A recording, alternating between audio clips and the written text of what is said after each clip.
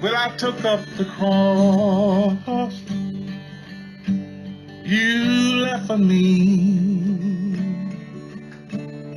Took up the cross that set me free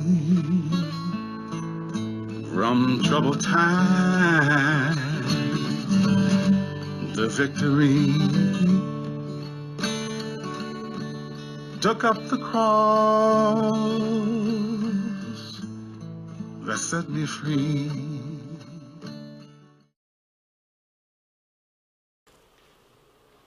One night in the chapel, it's at this halfway house, I literally hit the ground.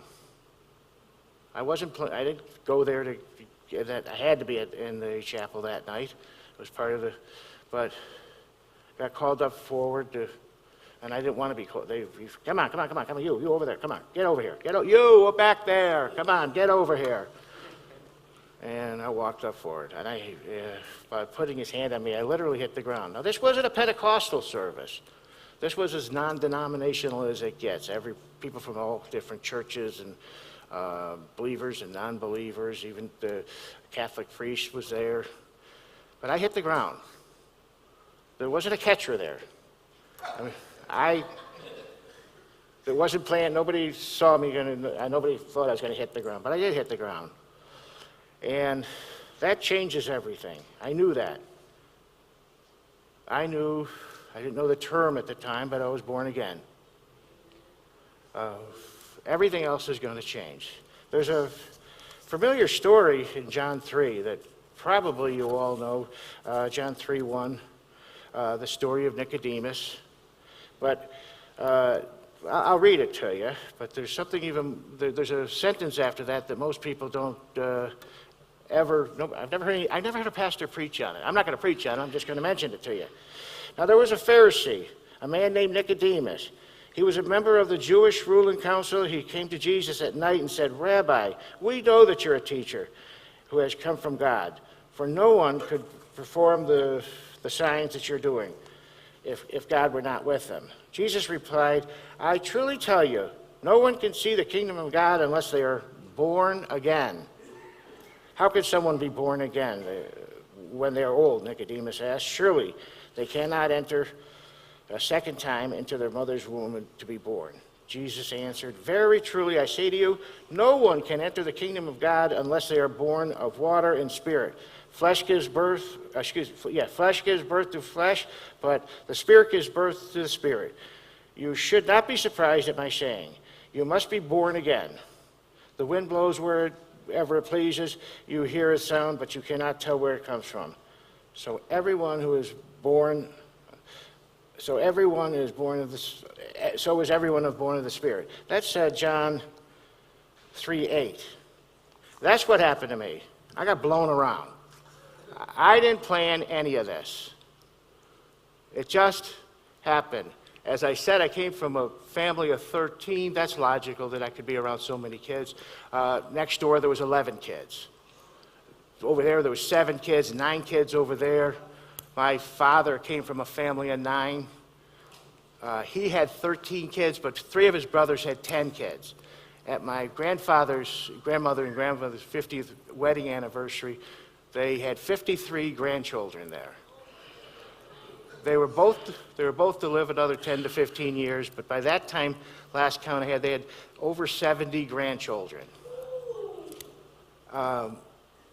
We had a summer home where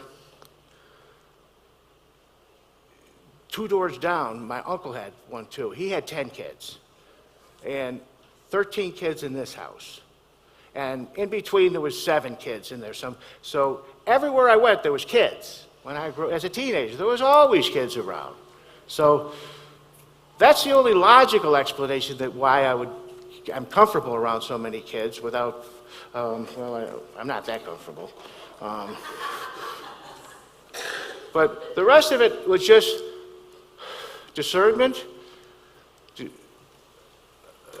and open to what the Holy Spirit was going to lead me. Because when I got out of this halfway house, I went to a church the first Sunday I got out, And there was a display booth, and they had this thing there for volunteers for homeless children. I never heard of such. Homeless children? So, yeah, come on by Saturday. So I came by there Saturday at the shelter. There wasn't even a shelter there at the time. It was called Shepherd's Way, and they were housing people in a hotel at this point. But I got there, and not knowing what they would have me do or anything, or why I'd even be there, I worked in the pantry, and then the kids came by in the afternoon. I hung out with the little kids, played games with them. It wasn't long before somebody came and talked to me, would you like to join us? What do you mean join it? Would you like to be part of the staff here? Well, the answer is no. But I didn't say that. So this was for the rest of my life. I was going to encounter this. It was what I was going to be dealing with for the rest of my life. It's called this baby mama culture. Kids born without a father, or no father in the house, no marriage.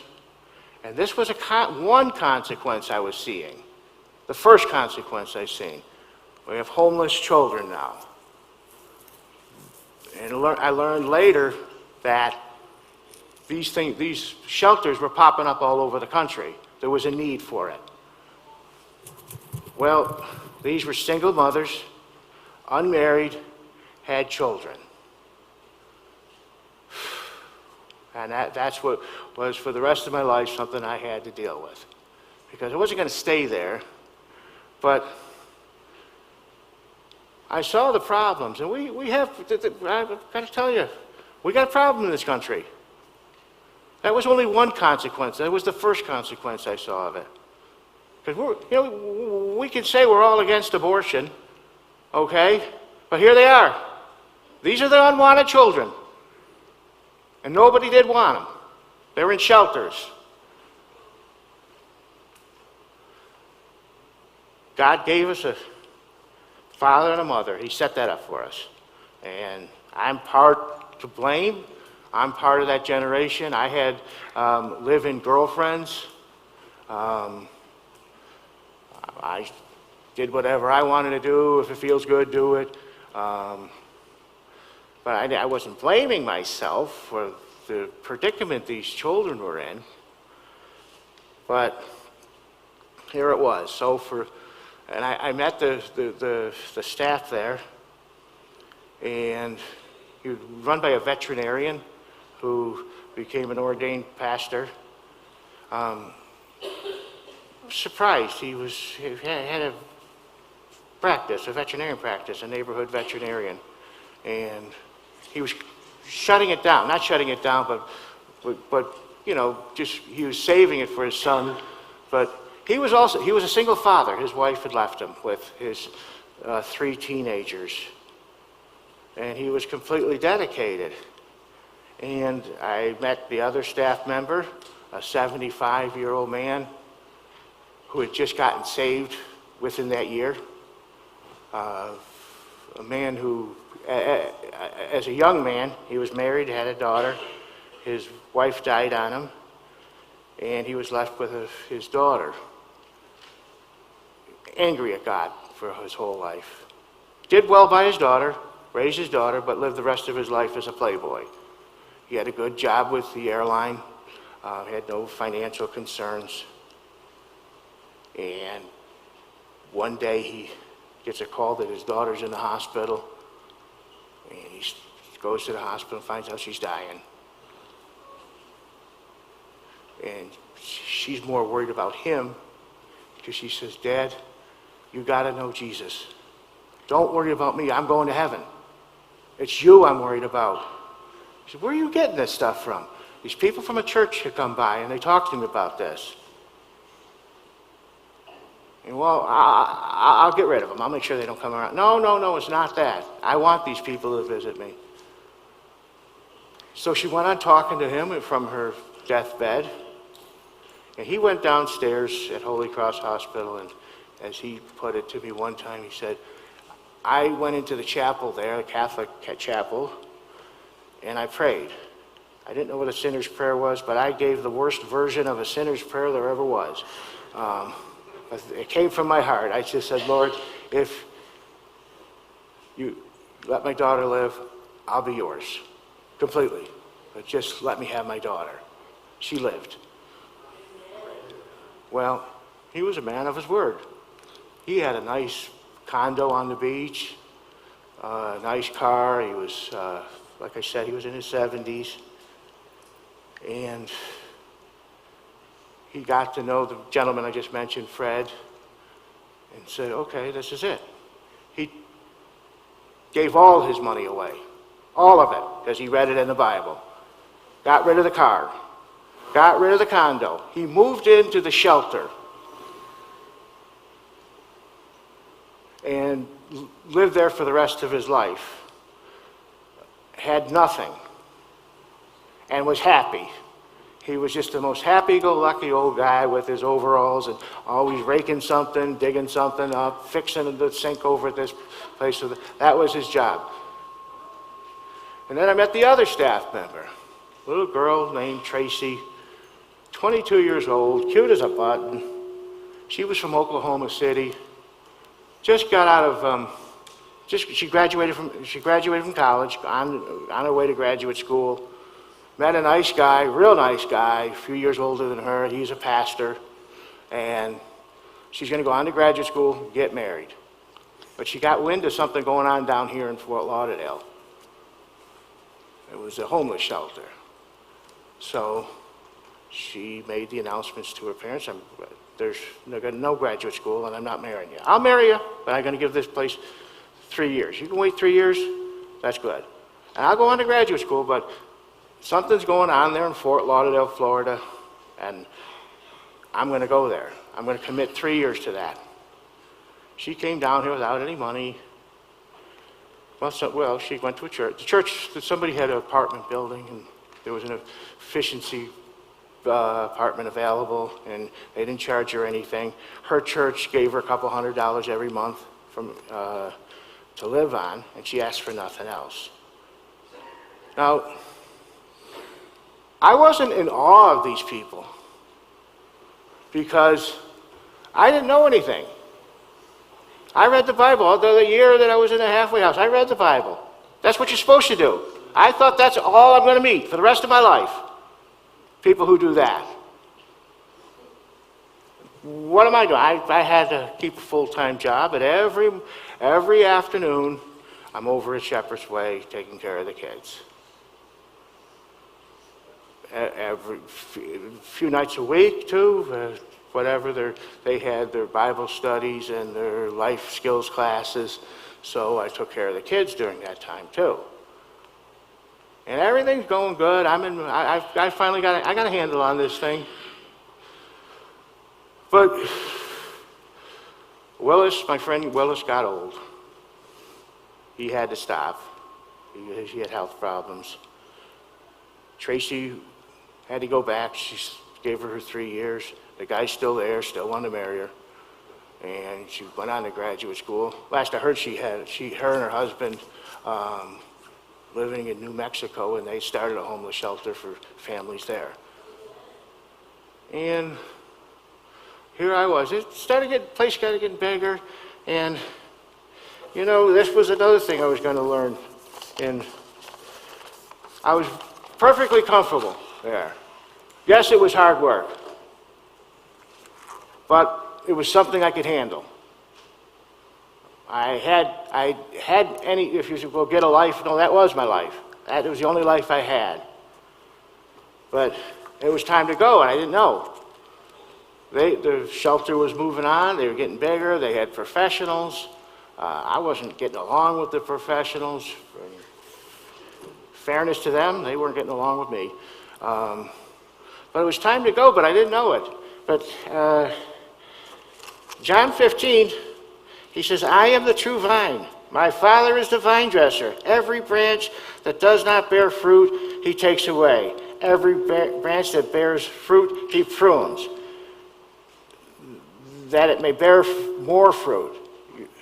You already clean you are already clean because of the world which I have spoken to you. Abide in me, and I in you, and the branch cannot bear fruit in itself unless it abides in the vine. Neither can you unless you abide in me.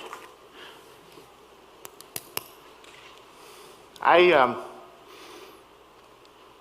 grew up in an area where there was grape farms, so I know what a vine looks like when you're clipping it.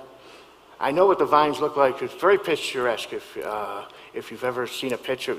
Upstate New York, Chautauqua County, you see all these purple grapes, Concord grapes, but boy, are they ugly in the winter.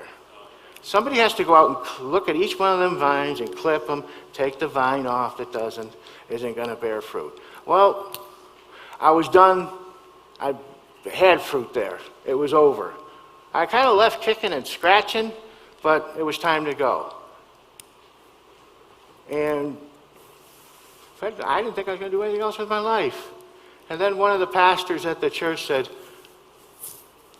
there's a hotel up at, it's out on State Road 7, Davie Boulevard. Several people have gone up there. They need food all the time. That just might be, you might be the person to be able to handle things there. I said, well, you'll see when you get there. And I get there with the food that was ordered. And there again was the baby mama culture. I saw another consequence of it. There was children there, and there was sin there. And I couldn't walk past it. There was something about it. I couldn't just say, hey, here's your food, let's pray, I'm out of here. What's the story here? How can you live this way? Why? What this was, I always called it the hotel. It was actually a motel. And what it was you could picture a motel room, and they put a wall right in the middle. And then there's a couch here, about this much space, and over here is the bed. And then over here is the kitchen. That's it. And they lived that way. And the women had to do what they had to do to survive. And they did. There was a lot of sin there. So, in the Beatitudes, I always go back to it. Blessed are those who hunger and thirst for righteousness, for they'll be filled. If you haven't had breakfast this morning, and you might have had a light dinner, you're not even thinking about what I'm saying. I know what you're thinking about. Where are you going to go when you get out of here? We're going to stop at a restaurant? Am I going to go home and fix myself something? I'm hungry. And that's, when you're born of the Spirit, you can't walk past it anymore. You're hungry for righteousness. When you see it, you got to do something. But then you know what happens when you're, I like the term to use is hunger, is that what happens when you're hungry and you eat? You're hungry again. It doesn't last you forever. You got to go back for more. So I looked at this thing and I said, nobody else can do it, huh? But it was like Shepherd's Way, only there was no structure, no discipline. People did what they wanted to do. When I was at Shepherd's Way, you had to do what I said. You just did. If I said you had to be in church, you had to be in church. I did an inventory. If I said you had to be at Bible study, you were at Bible study. If you're going to get a job, you got to get a job. There's no not working. You don't, well, if you're real, then maybe this isn't the program for you, if that's a problem. But I had no control that way. And I eventually got control because I provided for them. And there was kids there, mostly teenagers. And it was difficult. What I did was sort of set up the same kind of program we had over there at Shepherd's Way. I said, I'll get you out of here. here's what you got to do. We got to save your money. We got to, and you got to do the right thing. And I had to, first I was promised financing. I didn't get it. We'll get enough money to get you out of here. And things went good. Some left, some didn't. Some listened to me, some didn't. But I was content. I was content. I got comfortable again. And I knew what I was doing. But eventually, you know, I could only help so many. And that was all I could do. And then one night, the whole Sunday morning church wasn't a thing back then for me with the kids. But because I had other things I could do. Back then I was at Calvary Chapel. I became a Sunday school teacher. And I mean a Sunday school teacher. Well, they got thousands of kids there. And they're short on help. I didn't care. They start their service on Saturday night and it ends for a 12:30 service, so you're out of there by 3. I did the whole kit and caboodle. 30 kids each class. Saturday night, early Sunday morning, 10 o'clock, 10:15, whatever it was, Sunday morning, and then at 12:30. And I was a good Sunday school teacher, as Sunday school teachers go. It was a kind of a cruel system they used there. There was thousands of kids who would come walking through the hallway, and there'd be 4 other first grade. I was teaching the first grade. And you just grab, the parents took them to whatever class that the kid wanted to go to. Well, there was a big line outside my door every Sunday morning, and the other teachers would come out and go, "Come on, you come over here." And the kids would go, "No, we're like, let's put it over here." And and at that time also, I got noticed. You know, you should be on the staff here. So why not? I had the ministry, had Sunday school, and then I started going to school at night for divinity, and took some night classes, some additional night classes, and I think I know where I'm going. And eventually, you know, the hotel seemed to be winding down there. There was nothing else I could do. And then one night, they were going to church on Wednesday night over there. And I didn't pick up the kids. I was in the van behind them. And some of you know Scotty Ragsdale. He was in the van with me. And there was a guy named Terry. That goes back over, maybe you don't know him. He's a Chinese guy. We used to call him CT, Chinese Terry. And he called me on the cell phone and said, he was in front of me in the van. He said, "I got a problem here." Oh, what's that? And I couldn't understand. He says, "There's a shy kid. She's causing me trouble here." Well, that was kind of unusual. I didn't get trouble from these kids. Whatever else they weren't trouble. What kind of trouble? She's mouthing off and saying she wants to go home and all kind of.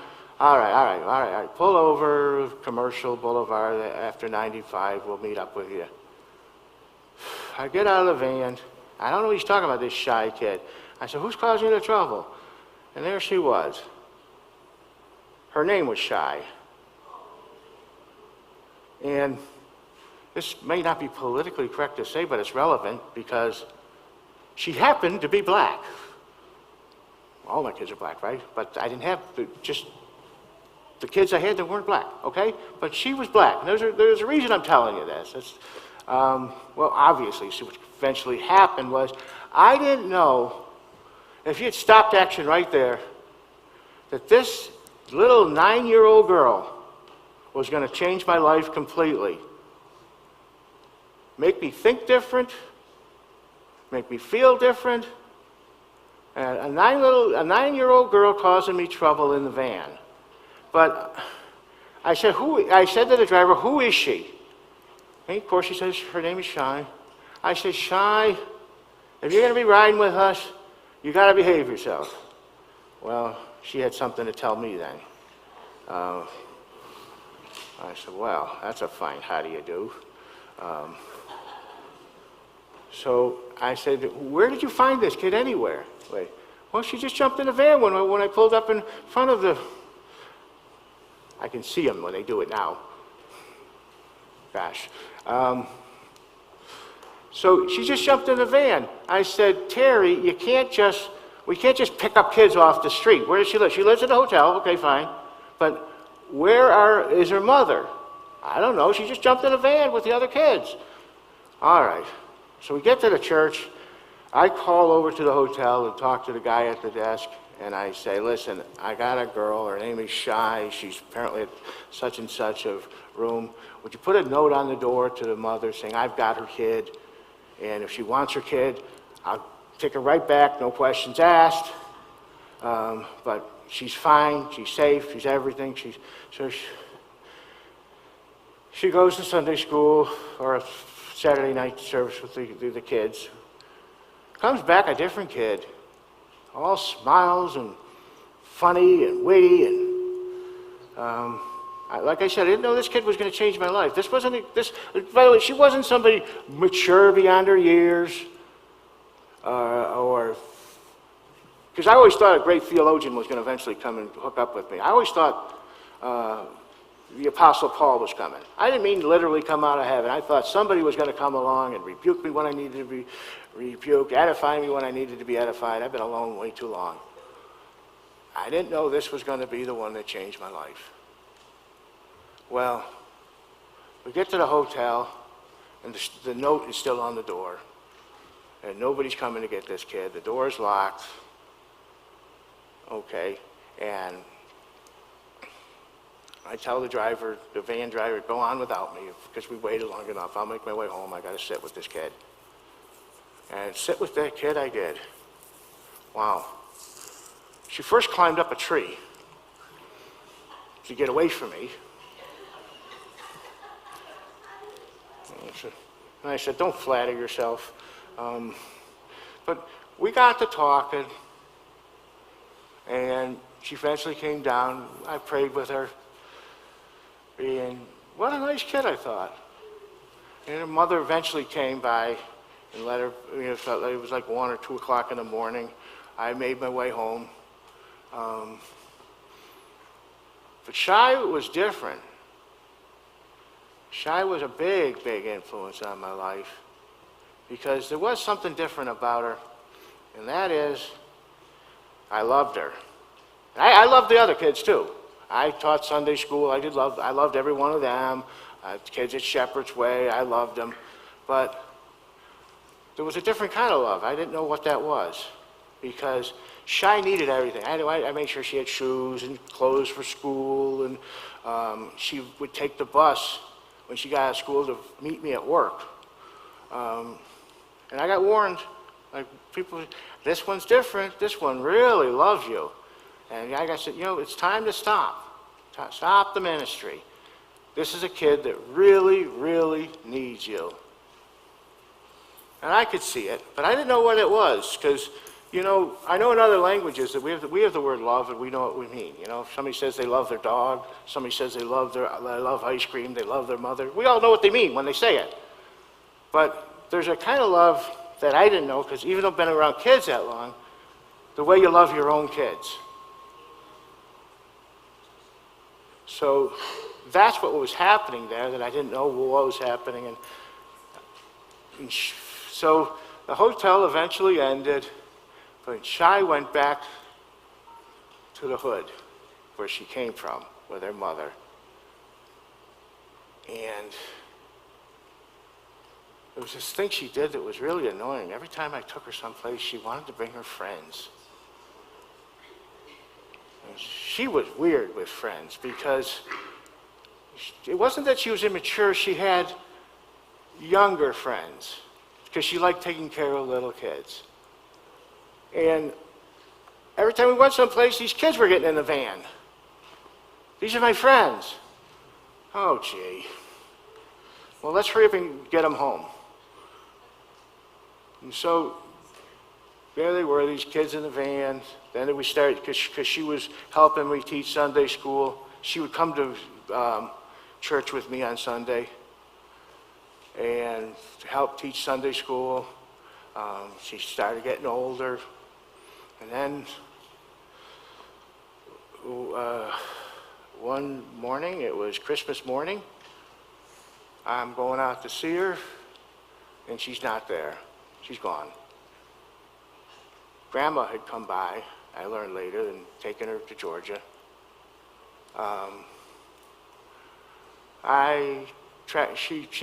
We had one conversation. She asked me if she could live with me, and I said, no, that's not a good idea. It was a good idea that Grandma came and got her. But then I didn't hear from her for a long time. But in the meantime, there were these other kids. I'm looking at them. And I've been around kids for a long time. I've never seen kids like this before. Because they called and said, are you coming to get us? No. Why would I come get you? Didn't you hear Shy's gone? Why are these kids calling me? Their mothers were calling. So, you know, we don't have food. You have food stamps? You have something? Well, can you pick this up at the store? Can you do this? Well, the answer is no. I can't. But then I did.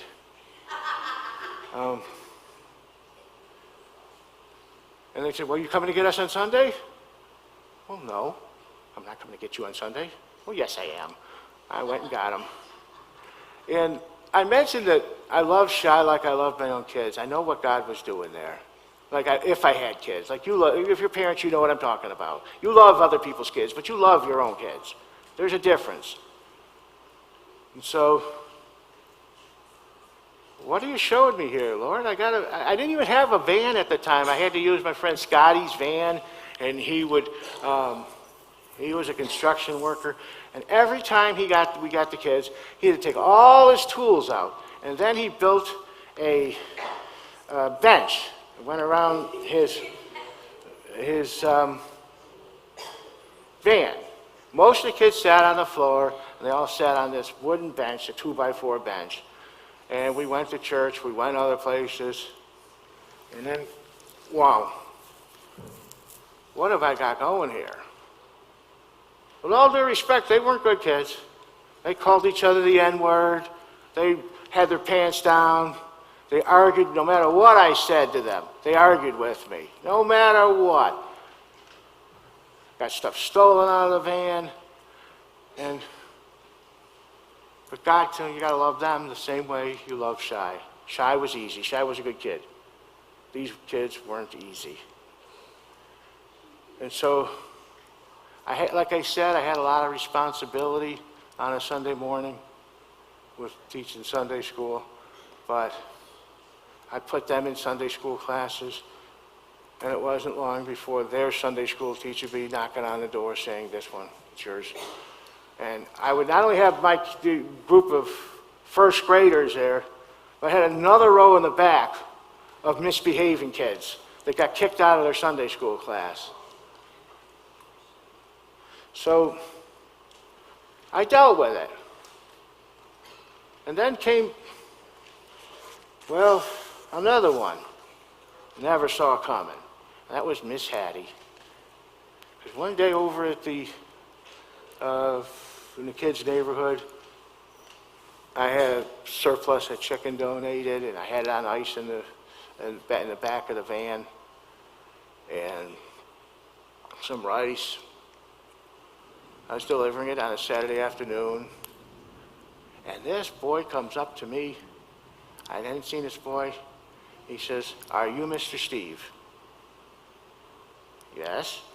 He introduced himself, real polite young man, said, I'm Philip. Hi, Philip. I heard you have food. Yeah? Well, I'm hungry. Well, my family's hungry. I said, well, how hungry are you?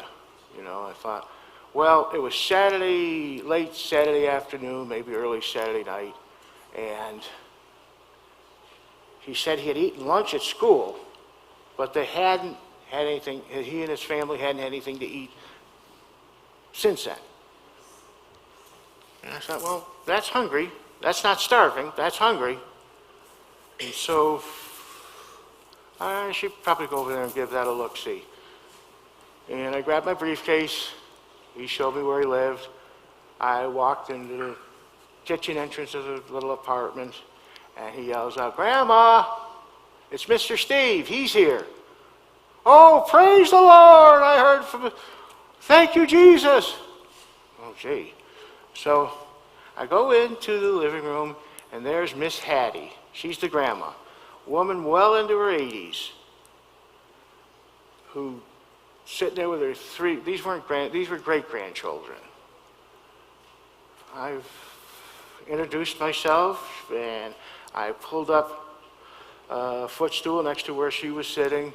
Her legs were swelled up. And I said, "Miss Hattie, I understand there's no food in the house," and I opened up my briefcase to take notes. And she said, "That's correct." "Well, what are we going to do about this?" "Oh, I've been praying about this. That's all I've been doing is praying about." "I'm glad you're praying. I'm good for that. But we really need a practical way to get some food into this house if there's no food in the house. What can we do here?" "Oh, just been praying to the Lord." "I understand that. You know, I'm a Christian myself, ma'am. But we got to get food in this house. What are we going to do?" She looked at me like I was stupid. "I told you I was praying about it. You're here, aren't you?"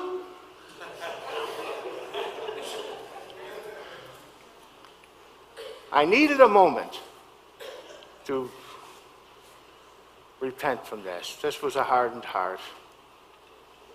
Here there's chicken on ice in the van, there's rice. I can feed this family. And I'm busy with the briefcase open, taking notes, getting birthdays and whatever, where they go to school, all these notes, and she's hungry. I'm sorry, Lord. So I looked at, and plus this place was hot, like no air conditioning. It was hot in there. Like, "Miss Hattie, you need food." Imagine that, by the way. She's praying. She's not praying for me, not praying that Mr. Steve will stop in. She's praying for food. And here I'm going to be the one that's going to be disobedient to God.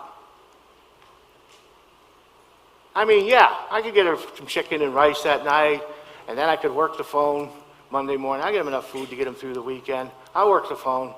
I'll get a soup kitchen or something I'll figure out. But no, I was convicted. There was 3 kids there, Philip, his older brother, and his older sister. I said, "Get in the van. We'll be back, Miss Hattie." And we bought a couple weeks worth of groceries. Stuffed the place full of groceries.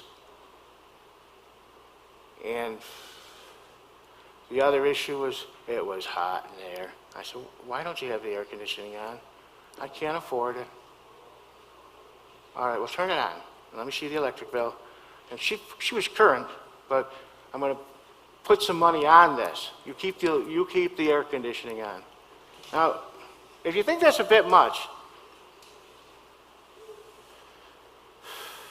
what if it was your kids? Wouldn't you have done anything for them? But we got the air conditioning on, got them fed. She does belong to a church. They had no idea she's there by herself with her grandchildren. They were very helpful. Eventually, Miss Hattie went home to be with the Lord, and the kids had an opportunity to go to, I believe they went to Georgia, and I think they lived a good life. I don't know. But I do believe they did. But it educated me when I got back with these kids. What am I going to do?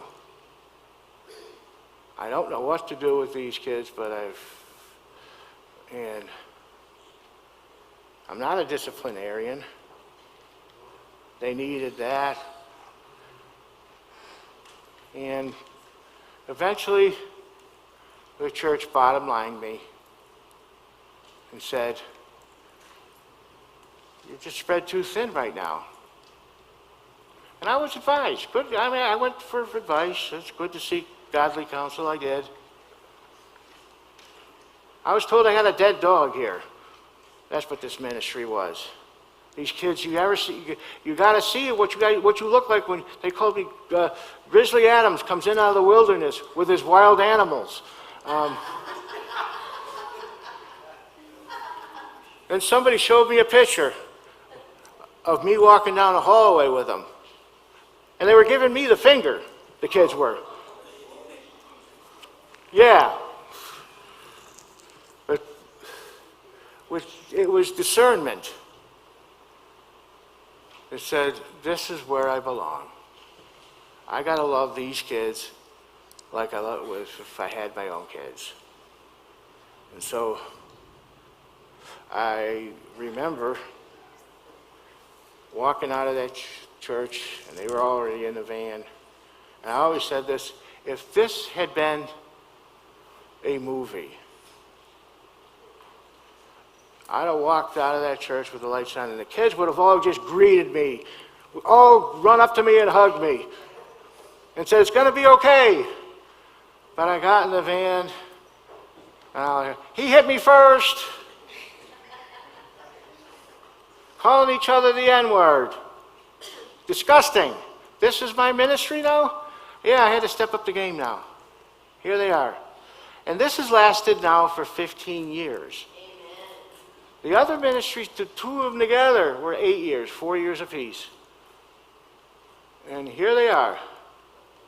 And how did they start? Well, if I can do this by memory, I'll try. And if I miss anybody, it's just, what happened was, I go to pick up Shy. I said, "Where's Shy?" "She's babysitting." "Who's Shy babysitting?" "She's too young to be babysitting anybody." So I go over to the house, where she was babysitting, knock on the door, and who comes to the door but Rachel? There was Stevie, and Jamarius in van cop like this. Mandy was there too. Like I said, I don't want to miss anybody. Well, what's she doing here? And Rachel explained to me, she means well, but she's not really babysitting here. She thinks she's a babysitter. Okay. Shy, come with me, come on. And Shy had already asked them if they would come to church with us. And they were willing to come to church. Okay, here we go again. Rachel had a sister named LaShondra. LaShondra had two babies called Donald and Denasia. Dakari, Destiny, Nicholas, they weren't born yet. And then they started coming. Fantasia just got born. And I thought that was the end for that family, but then came Elijah and Joseph. And then there was going to pick up Shy. She's got a little girl staying with her. Like I said, Shy always had these friends that were younger than her. She was always taking care of her. And here this toothy little kid called Zaza. Zaza ran up and hugged me first thing she saw me. And she told me about her cousin named Shay Shay.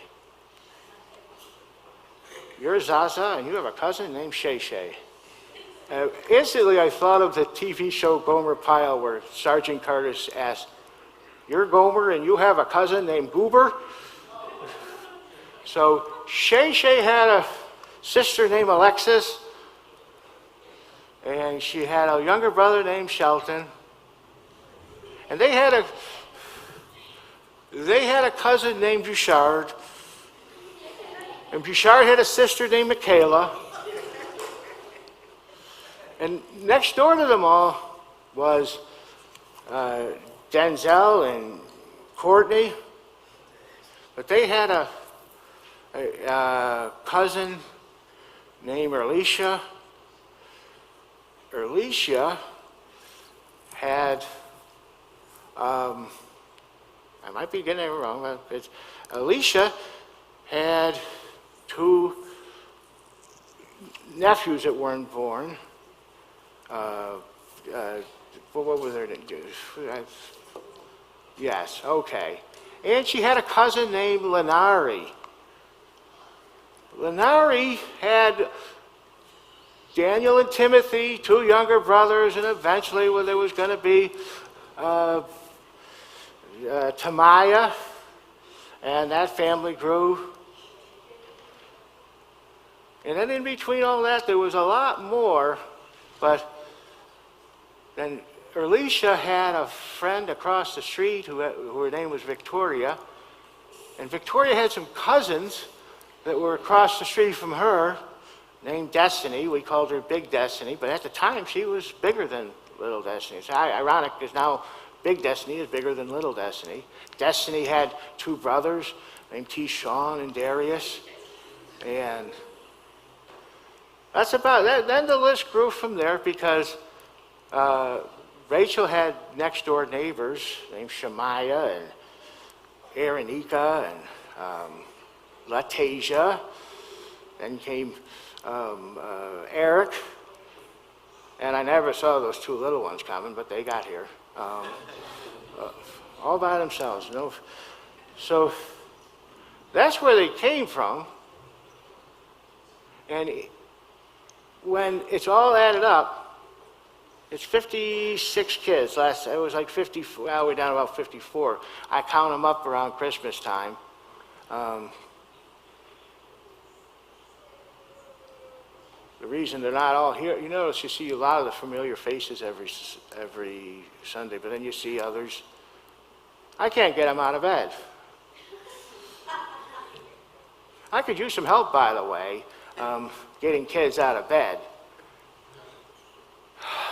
But I was promised early on when I got saved, because I did nothing but read the Bible for that whole year I was there, that I would have a peace that would surpass all understanding. And it happened. I did get the peace. It surpasses all understanding for me. So if you could tell me, you know, one day you keep this up, you'll have 56 kids. Well, maybe not. I'll take a pass on that one. But as I said, we're breaking a record here now for these kids. They've never been in the church for 5.5 years. We used to wander, for a while there, we were wandering around on Sunday mornings like nomads with no place to go. No, they don't want them, they don't want them. They would, you know, they'd be in church for one day and somebody would have to come talk to me. Well, this isn't the ministry for us. And to your credit, you put up with me, you put up with the kids, so thank you for that, okay? God bless you. I do appreciate the church.